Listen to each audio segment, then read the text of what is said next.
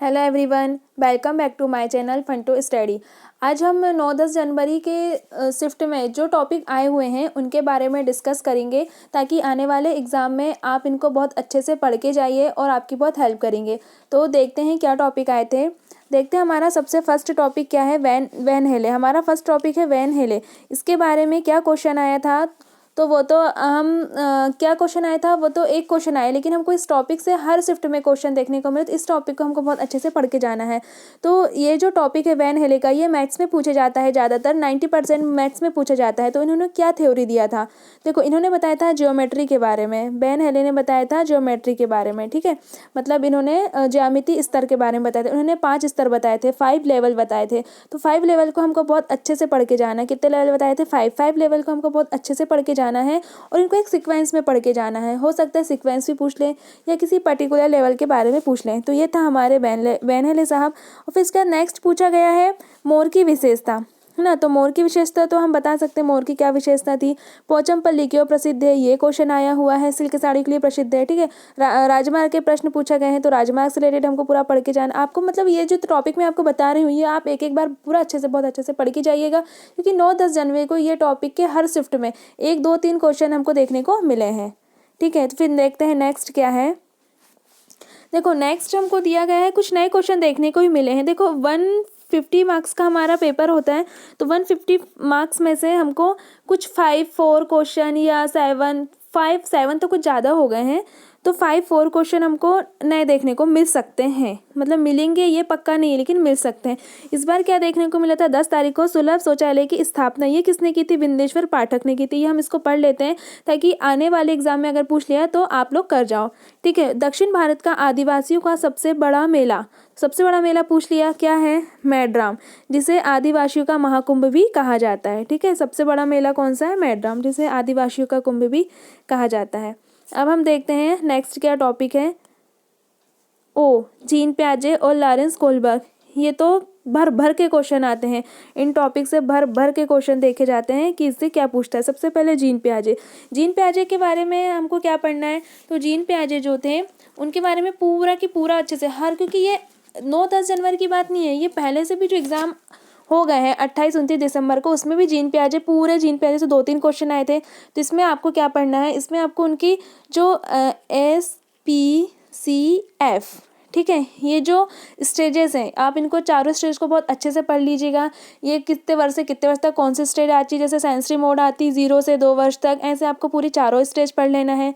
फिर इसमें आपको कुछ अदर जैसे एसिमुलेशन, एकोमोडेशन, ठीक है, ये 2 चीज़, और स्कीमा के बारे में ये भी आपको पढ़ के जाना है। तो ये जीन पियाजे आपके पूरा कंप्लीट हो जाएंगे। ये स्विट्जरलैंड के मनोवैज्ञानिक थे।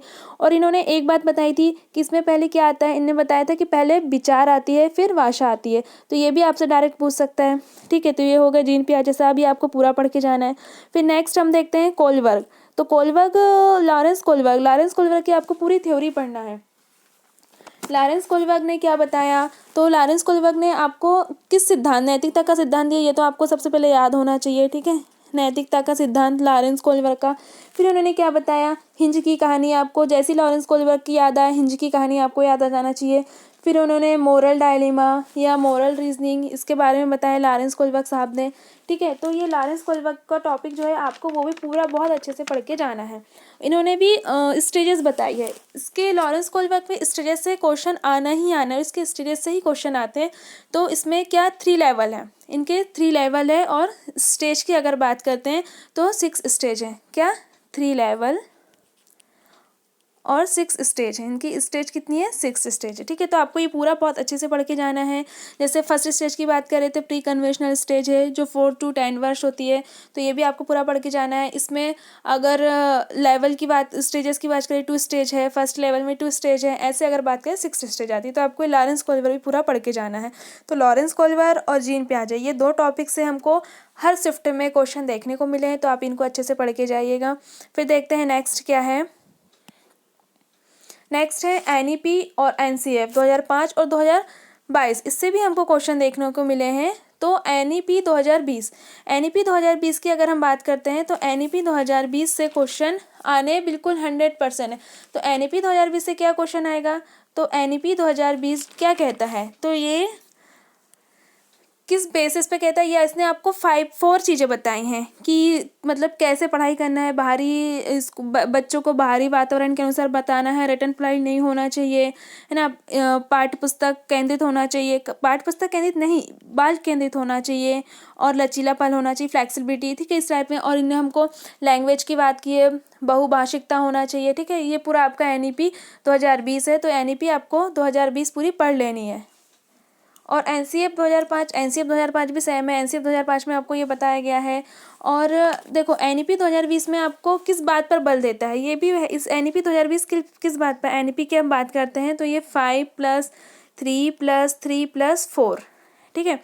NEP 2020 है वो किस बात पर बल देता है, तो वो देता है काय में 5+3+3+4। ये चीज़ आपको अच्छे से पढ़ लेना है। और इसमें जो लेवल है फाउंडेशनल लेवल है ना, और क्या है प्रारंभिक, और फिर मिडिल, और फिर माध्यमिक आती है। ये तीनों चारों लेवल को हमको अच्छे से पढ़ लेना है। इसमें 5, इसमें 3, इसमें 3, इसमें 4, ये हमको पूरा पढ़ के जाना है। NEP से क्वेश्चन भर भर के आते हैं। NCF के बारे में मैं आपको पहले बता ही चुकी हूँ। फिर NCF 2022 के बारे में भी कुछ डिस्कस कर लेते हैं। NCF 2022 में क्या प्रश्न पूछा गया है, तो NCF 2022 में प्रश्न पूछा गया है कि जो आपके NIPU है ना, इसका फुल फॉर्म पूछा गया है। तो इसका फुल फॉर्म है national institute for proficiency in reading, ठीक है। इसका ये फुल फॉर्म पूछा गया है। और इसके बारे में कुछ पूछ सकता है, तो आप इसमें मोटी मोटी चीज़ें पढ़ के जा सकते हैं। जैसे इसमें पंचकोश ज्ञान की बात की गई है, और इसमें 5 उपनिषद लिए गए हैं, जैसे कि introduction, conceptual, practice, application, expansion, ठीक है। तो इसके बारे में आप पढ़ के चल जाना, तो ये आपके तीनों टॉपिक कंप्लीट हो जाएंगे, है ना। तो ये आप जितने टॉपिक मैंने बताए हूँ आपको पूरे बहुत अच्छे से पढ़ के जाना है, ताकि आने वाले जो शिफ्ट है, आने वाले जो एग्ज़ाम है, हर शिफ्ट में, कोई भी शिफ्ट में, अब इन टॉपिक से जो भी क्वेश्चन आए आप उनको बहुत अच्छे से पढ़ के जाएँ, ठीक है। अब नेक्स्ट क्या है हमारा, बस इतने ही टॉपिक हैं जो आपको, मतलब इतने टॉपिक जो मैंने लिए हैं वो आपको हर शिफ्ट में देखे गए हैं। तो ये मोस्ट इम्पॉर्टेंट टॉपिक है, ठीक है। इतना आप पढ़ के जरूर जाइएगा। फिर ये हमारी कुछ मोटिवेशन लाइंस है। सक्सेस, गो गेट इट, ठीक है, ये आपको ध्यान रखना है। और आपको अगर मेरा वीडियो पसंद आया है और आपको कोई भी टॉपिक को अगर आपको डिटेल में पढ़ना है, तो मैं आपको डिटेल में पढ़ा दूंगी। आप कमेंट बॉक्स में मुझे बता दीजिएगा कौन सा टॉपिक आपको डिटेल में पढ़ना है, ठीक है। आपको अगर मेरा वीडियो पसंद आया है तो लाइक कीजिए, शेयर कीजिए, और मेरे चैनल को सब्सक्राइब कीजिए, ताकि आने वाला वीडियो आप तक ईजिली पहुंच जाए। Thanks for watching. मिलते हैं नेक्स्ट वीडियो में। Bye bye.